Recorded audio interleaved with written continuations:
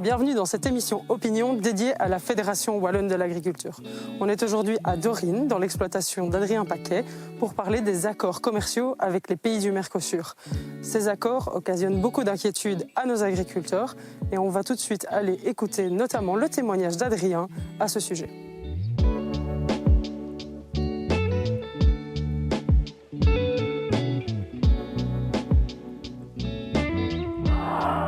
Bonjour Adrien, on est aujourd'hui sur ton exploitation ici à Dorine, donc déjà merci de nous accueillir. Et on est là pour parler plus précisément des normes de l'élevage en Wallonie, mais aussi en Europe de manière générale, et plus particulièrement de traçabilité. Est-ce que tu peux nous en parler un petit peu ? Oui, bonjour Anne-Laure. Oui, en fait, ici en Wallonie, en Europe, on a un système de traçabilité à la vache, individuel. On a en fait, quand un veau naît à la ferme, comme j'en ai eu un hier, on le boucle. On doit le déclarer dans les 7 jours. Il a un numéro unique. On fait même une biopsie d'oreille qu'on envoie à la fédération, où là, il la garde dans la biothèque. Ça, c'est une marque ADN. C'est un peu comme les grands bandits, en fait. Et ensuite, pendant tout au long de la vie de l'animal, tous ces mouvements sont enregistrés à la fédération. Les traitements également, tous les traitements qu'il subit. Quand il arrive à l'abattoir, en fait, l'animal va être vu par un vétérinaire de l'ASCA avant l'abattage, pour voir s'il est en bonne santé. Après l'abattage, ce même vétérinaire va examiner la carcasse pour voir si elle est parfaite pour la consommation. Et alors, à côté de ça, s'il a un moindre doute, l'animal part à l'analyse. Mais tout ça, tout ce système de traçabilité-là, c'est à notre charge. Les analyses, c'est à notre charge également. Et donc, je parlais des mouvements aussi des animaux. Ça inclut les traitements et les produits qu'on peut administrer ou non, je pense ? Oui, tout à fait. Donc, tous les produits sont enregistrés également, animal par animal. Et donc, ça, c'est une grande différence par rapport à ce qui se passe outre-Atlantique, où là, par exemple, on utilise encore des antibiotiques comme promoteurs de croissance dans l'alimentation, chose qui est exclue en Europe.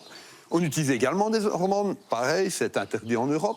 Donc il y a vraiment une énorme différence entre notre façon de travailler ici, au niveau traçabilité, au niveau contraintes de production, par rapport à chez eux. Ouais, donc non seulement les standards de production sont ici très élevés, mais on a aussi cet avantage d'avoir un élevage qui est lié à la prairie. Oui, tout à fait. Donc l'élevage wallon particulièrement, mais en Europe également, est lié à la prairie. Or, les prairies permanentes sont reconnues comme étant de gros puits de carbone. Et l'élevage nous permet d'entretenir ces puits de carbone-là.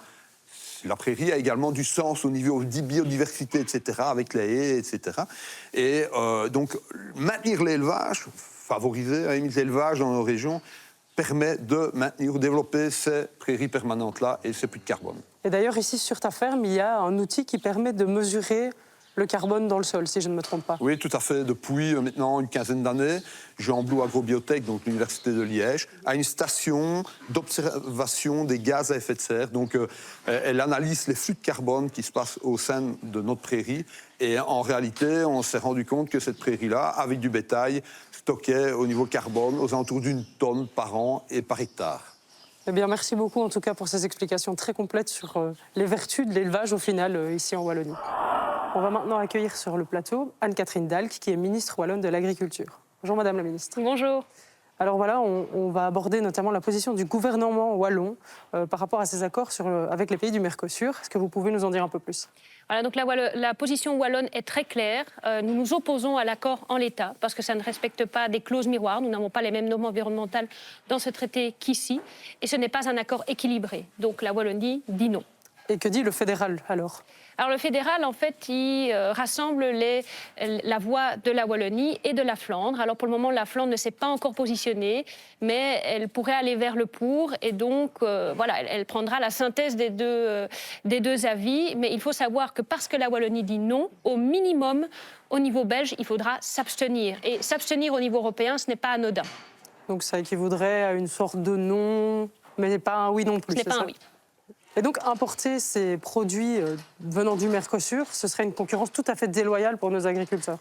Oui, en effet, parce qu'on n'a pas les mêmes normes environnementales, de bien-être, au niveau des pesticides utilisés, etc., des antibiotiques. Et donc ça, c'est très important pour nous de ne pas laisser faire ça, parce que ça fait une concurrence déloyale, donc ça impacte le revenu des agriculteurs. Ensuite, c'est au niveau de la qualité de ce que le consommateur européen va consommer. Il faut se rendre compte que c'est finalement les citoyens qui mangent.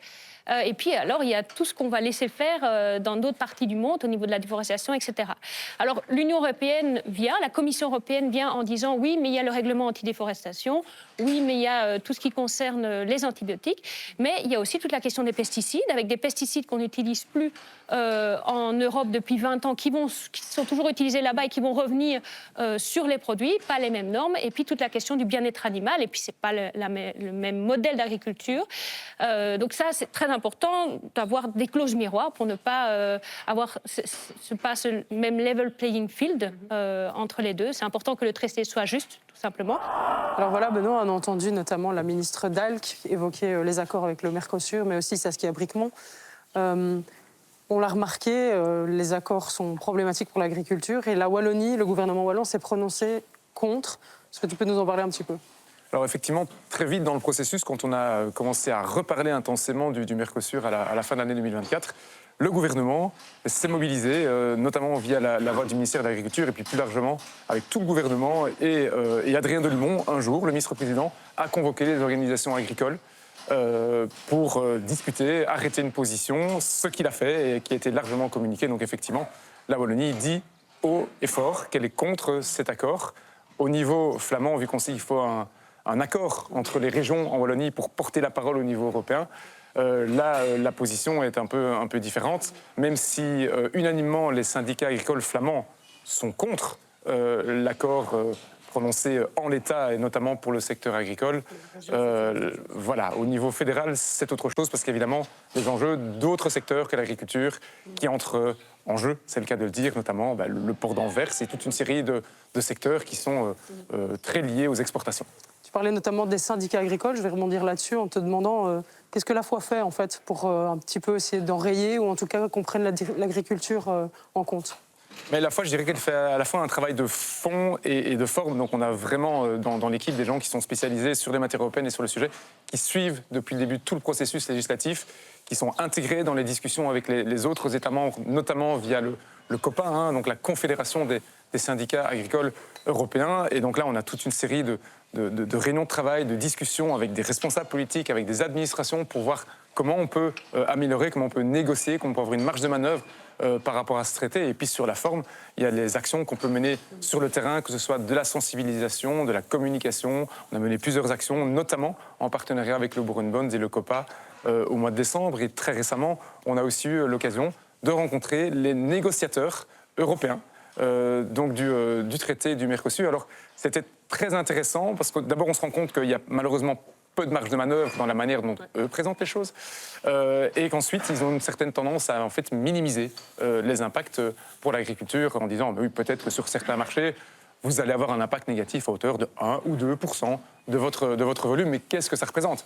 Mais si C'est au niveau du prix que tu me disais que ça pouvait notamment coincer. 1 ou 2% de volume sur certains marchés, on sait que ça peut faire basculer le prix du tout au tout, et notamment pour des secteurs déjà fragiles comme celui de la viande, mais ça peut réellement être un grand problème. On sait que la production de viande, autant en Wallonie, plus pour le bovin, qu'en Flandre pour le porcin, mais c'est quelque chose de très important et de déjà très sensible ou très soumis à pression de marché. Tout en sachant qu'ici, en Wallonie, en Belgique, en Europe, on a des standards de production qui sont quand même bien plus élevés.